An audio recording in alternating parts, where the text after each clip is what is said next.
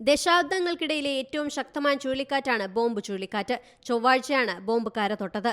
കനത്ത മഴ വടക്കൻ പടിഞ്ഞാറൻ മേഖലകളിൽ ഇപ്പോഴും പെയ്യുകയാണ്. വിവിധയിടങ്ങളിൽ മരങ്ങൾ കടപുഴകി വീണു. 100-ലേറെ വീടുകൾ വൈദ്യുതി ബന്ധം നിലച്ചതോടെ ഇപ്പോഴും ഇരുട്ടിലാണ്.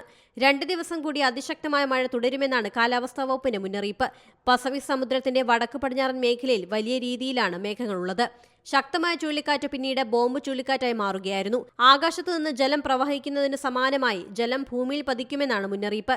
ഭൂമിയിലേക്ക് പതിക്കുന്ന മഴയുടെ അളവനുസരിച്ചാണ് വിവിധയിടങ്ങളിൽ ചുഴലിക്കാറ്റിനൊപ്പമുള്ള പേമാരിയെ വിശേഷിപ്പിക്കുന്നത്. ഓറിഗോൺ, സാൻ ഫ്രാൻസിസ്കോ മേഖലകളിലും പേമാരി സാരമായി ബാധിക്കും. ശക്തമായ ചുഴലിക്കാറ്റിനും പിന്നാലെ മിന്നൽ പ്രളയത്തിനും സാധ്യതയുണ്ട്. മണിക്കൂറിൽ 121 കിലോമീറ്റർ വേഗതയിലാണ് ബോംബ് വീശിയടിക്കുന്നത്. തീരമേഖലകളിലും ജാഗ്രതാ നിർദ്ദേശമാണ്. വലിയ രീതിയിലുള്ള തിരമാലകൾ വീശിയടിക്കാൻ സാധ്യതയുണ്ട്. 20 വർഷത്തിനിടയിലെ ഏറ്റവും ശക്തമായ ചുഴലിക്കാറ്റാണ് വരും ദിവസങ്ങളിൽ പ്രവചിക്കുന്നത്. മഴ ലഭിക്കാത്ത മേഖലയിൽ മഞ്ഞുവീഴ്ചയും ആരംഭിച്ചിട്ടുണ്ട്. International desk, C Malayalam news. ഏറ്റവും പുതിയ വാർത്തകളും വിശേഷങ്ങളും വിരൽത്തുമ്പിലറിയാൻ സി മലയാളം ന്യൂസ് എല്ലാ ഡിജിറ്റൽ പ്ലാറ്റ്ഫോമുകളിലും ലഭ്യം.